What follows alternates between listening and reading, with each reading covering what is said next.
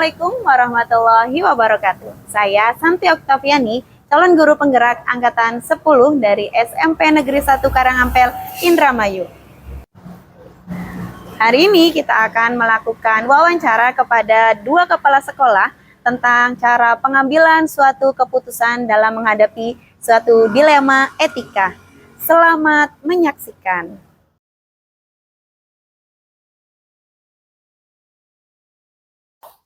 Bismillahirrahmanirrahim. Assalamualaikum Pak Haji. Waalaikumsalam warahmatullahi wabarakatuh. Gimana kabarnya Pak Haji hari ini? Alhamdulillah sehat walafiat. Alhamdulillah ya Pak Haji ya. Gimana?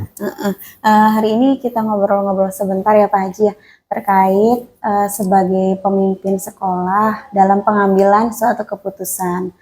Nanti berkaitan dengan dilema etika sebagai kepala sekolah. Biasanya pasti ada aja ya Pak Haji ya, menghadapi suatu kasus, kemudian muncullah dilema etika sebagai kepala sekolah ya Pak ya. Betul. Nanti ada beberapa pertanyaan, nanti kita sharing aja ya Pak ya. Betul Pak. Mangga, Jadi yang pertama ini Pak, selama ini bagaimana Bapak mengidentifikasi kasus-kasus yang merupakan dilema etika atau bujukan moral? Oke. Terima kasih kesempatan yang diberikan oleh Ibu dalam rangka ya menambah wawasan dan khasanah tentang keilmuan, bagaimana ilmu memimpin dalam suatu lembaga. Terlebih lagi yang namanya sekolah itu terutama dalam kehidupan itu mesti ada kasus-kasus tertentu, ada kepentingan-kepentingan yang tentunya satu sama lain yang harus memilih mana yang paling tepat. Core dari kepemimpinan adalah pengambilan keputusan, dan pengambilan keputusan itu tentunya yang mendukung situasi dan kondisi yang ada di sekolah agar secara efektif bisa dilaksanakan. Kita ambil suatu kasus permasalahan-permasalahan yang ada di sekolah misalkan. Ini berkaitan erat bagaimana seorang pimpinan mengambil suatu keputusan yang tepat bagi keberlangsungan pelaksanaan kegiatan di sekolah, supaya guru-guru, staf tata administrasi dan yang lainnya ikut serta mendukung keputusan tersebut supaya apa?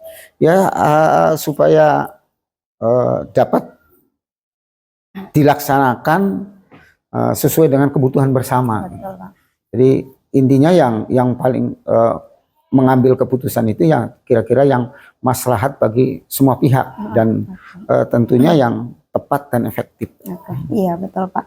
Nah untuk selama ini Pak, bagaimana Bapak menjalankan pengambilan keputusan di sekolah, terutama untuk kasus-kasus di mana ada 2 kepentingan yang sama-sama benar nih Pak. Misalkan mengandung nilai kebajikan, benar dan benar biasanya bingung ya Pak ya, membingungkan. Nah gimana tuh Tapi Pak? ambilnya yang paling benar. Iya. Yang ambilnya yang paling benar, sebagaimanapun ya artinya suatu alternatif nih ya. Suatu alternatif mesti semuanya baik, tapi ada yang lebih baik, terutama dalam rangka menyesuaikan situasi dan kondisi. Memang semuanya baik nih, tapi mana dulu yang kira-kira diutamakan sesuai dengan situasi dan kondisi pada saat itu. Jadi kita ambil contoh, aturan menghendaki seperti ini, misalkan seperti A.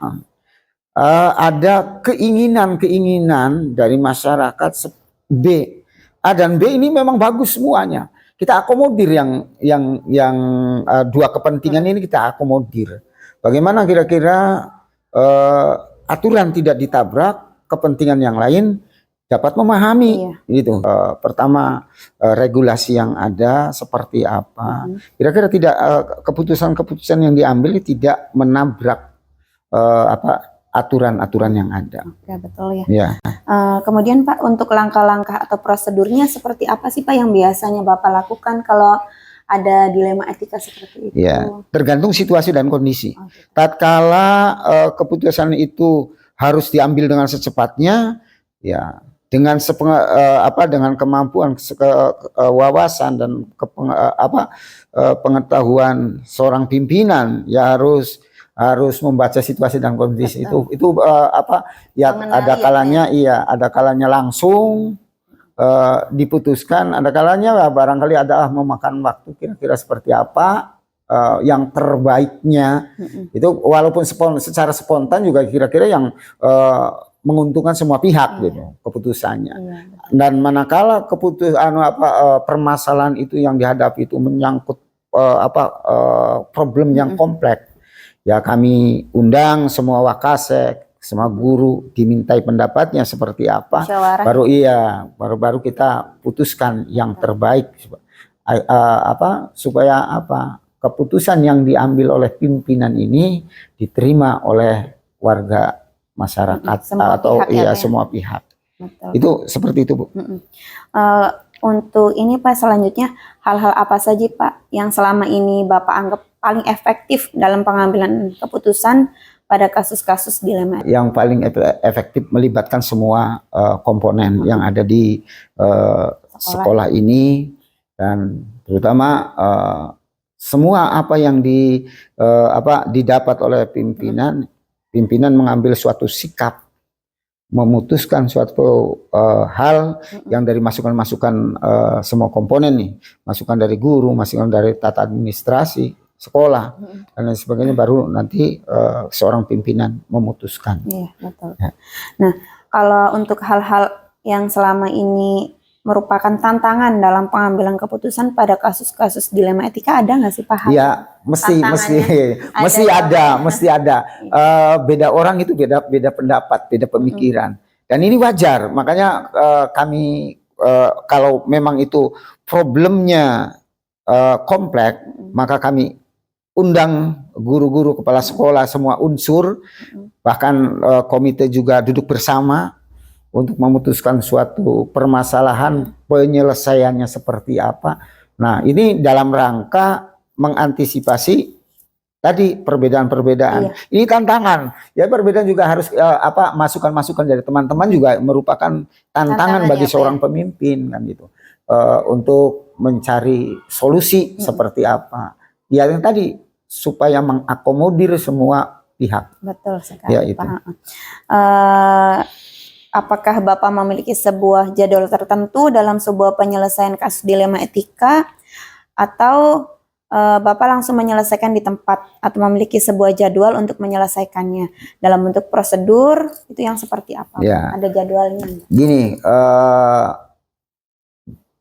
kasus-kasus yang bisa ditangani secara langsung, kami eksekusi secara langsung. Kalaupun tadi berkenaan dengan kasus-kasus yang membutuhkan pemikiran yang besar, yang luas barangkali, termasuk juga prosedur kami ya dengan cara musyawarah dengan semua pihak agar keputusan yang diambil tepat. Betul sekali, Pak. Nah, dalam hal ini ada nggak sih Pak seseorang atau faktor-faktor yang selama ini mempermudah atau membantu dalam pengambilan keputusan? Oke, yang namanya ini ya konsep bahwa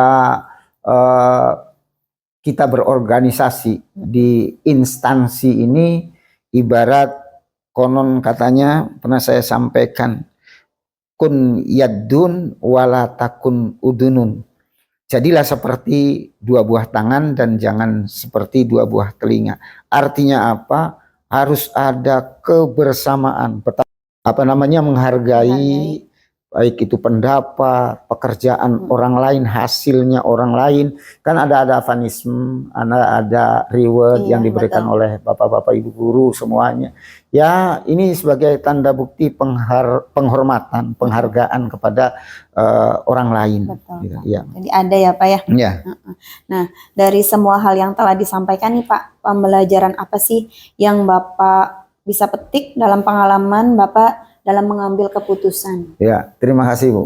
Jadi bukan hanya saya udah lebih dari 10 tahun memimpin suatu lembaga, memimpin lembaga.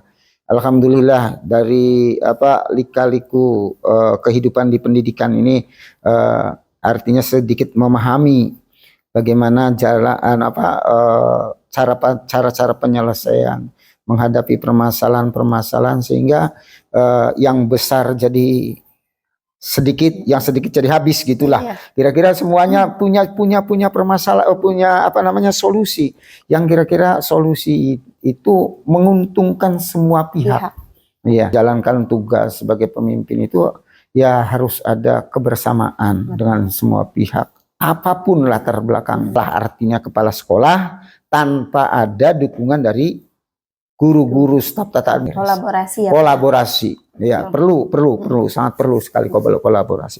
Itu Bu. Oke. Terima kasih. Ya. Terima kasih Pak, luar biasa hari ini banyak pengalaman baru tentang bagaimana seorang pemimpin dalam mengambil sebuah keputusan. Ini bisa menjadikan pelajaran hidup untuk saya juga Pak. Semoga bermanfaat ya Pak ya. Ya, terima kasih waktunya Pak. Ya. Mohon maaf bila ada kesalahan. Assalamualaikum warahmatullahi wabarakatuh. Waalaikumsalam warahmatullahi.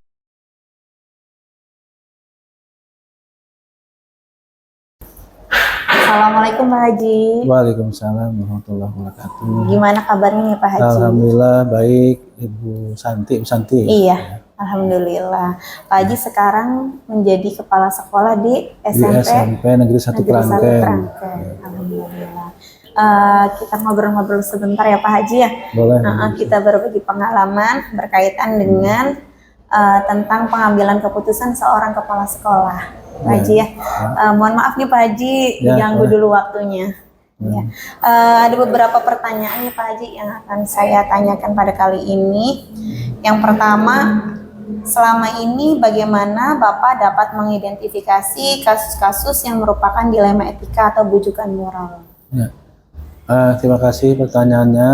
Ya, mungkin saya sebagai kepala sekolah di lingkungan sekolah tidak akan lepas ataupun tidak akan yang namanya nihil untuk ada kasus-kasus yang terjadi di lapangan, baik itu yang berkaitan dengan siswa maupun yang berkaitan dengan guru ya, ataupun dengan tenaga yang lainnya atau tenaga pendidik maupun tenaga kependidikan. Nah, selama ini yang kami lakukan, yang pertama adalah satu, menginventarisir dulu kasus-kasus yang terjadi di sekolah, baik yang menyangkut siswa maupun yang menyangkut tenaga kependidikan, ya. Yang mana kasus-kasus ini, ya, mungkin akan mempengaruhi tentang ketentraman, kemudian kondusivitas sekolah, ya. Terutama yang berasal dari siswa. Kami identifikasi mana-mana saja kasus yang berkaitan dengan tata tertib sekolah untuk siswa, misalnya baik yang berkaitan dengan pakaian, kemudian yang berkaitan dengan norma-norma yang terjadi di dalam sekolah, maupun kasus-kasus yang menimpa ataupun yang terjadi di kalangan pendidik dan tenaga kependidikan. Apakah kasusnya ini termasuk kasus yang ringan, kasus yang sedang, ataupun yang kasus yang berat itu. Berat, iya, betul Pak Haji. Nah, bagus sekali Pak Haji penjelasannya. Bagaimana nih Pak Haji dalam menjalankan pengambilan keputusan di sekolah, terutama untuk kasus-kasus di mana dua kepentingan yang sama-sama benar. Biasanya kan ada ya Pak Haji ya, ketika menghadapi kasus yang membuat kita dilema ya, dua-duanya benar gitu. Nah, menurut Pak Haji itu gimana cara menjalankan pengambilan keputusannya?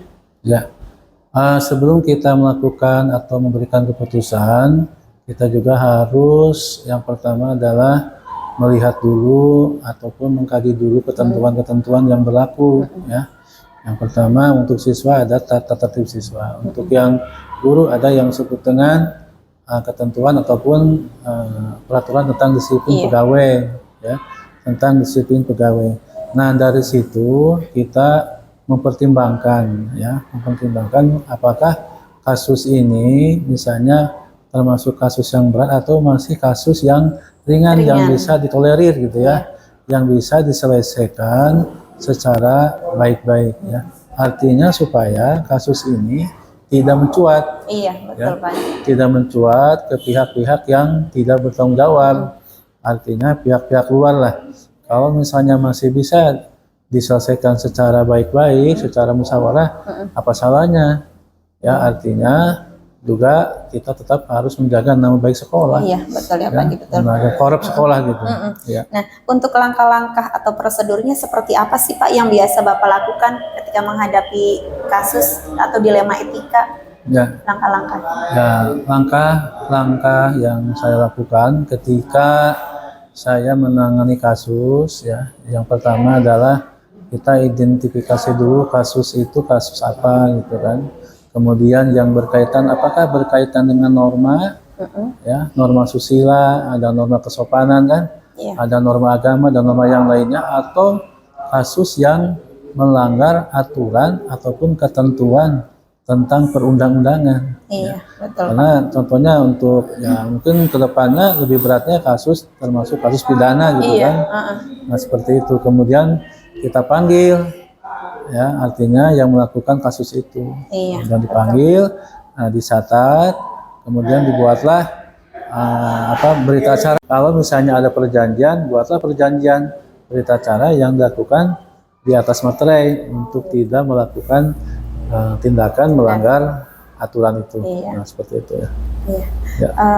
Cukup jelas Pak Haji. Ya. Nah untuk hal-hal apa saja sih Pak yang selama ini Bapak anggap paling efektif dalam pengambilan keputusan pada kasus-kasus dilema etika? Yang saya lakukan, yang saya anggap lebih efektif ya dalam pengambil keputusan, identifikasi masalah, kemudian penyelesaian masalah, dan selanjutnya dokumentasi dalam penyelesaian masalah. Hal-hal apa saja sih Pak yang selama ini suatu tantangan dalam pengambilan keputusan pada kasus-kasus dilema etika?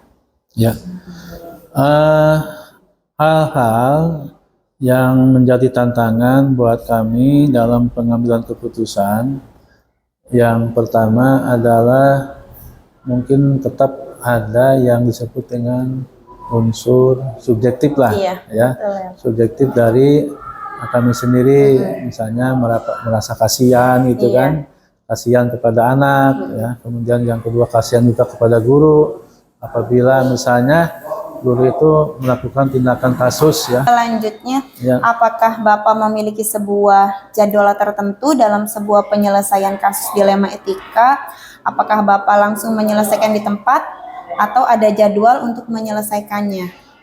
Sebenarnya tidak ada jadwal khusus dalam proses penyelesaian kasus ya, karena kasus itu kan bersifat insidental, artinya kasus tidak direncanakan jadwal ini akan terjadi kasus tetapi dilaksanakan secara insidental atau misalnya ketika kasus itu terjadi.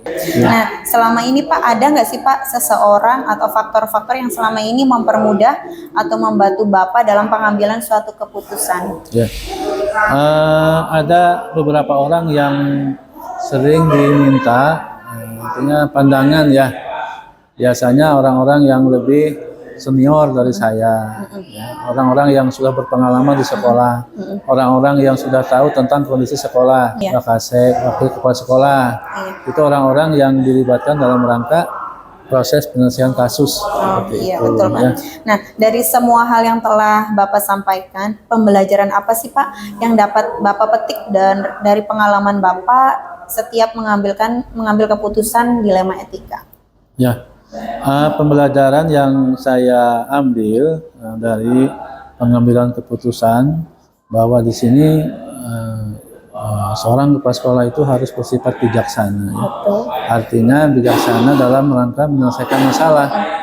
Yang kedua, bahwa kepala sekolah juga harus taat kepada aturan yang berlaku, baik aturan yang bersifat norma maupun aturan yang bersifat hukum, ya, bersikap hukum. Kemudian yang ketiga, bahwa kepala sekolah juga harus memiliki ketegasan, dan harus memiliki harismatik, dan juga harus berpikiran orientasi ke depan gitu. Terima kasih Bapak, hari ini ngobrol-ngobrolnya sangat bermanfaat. Semoga bermanfaat dan menjadikan pembelajaran untuk saya sendiri ya Pak ya. Terima kasih waktunya Pak. Sama-sama.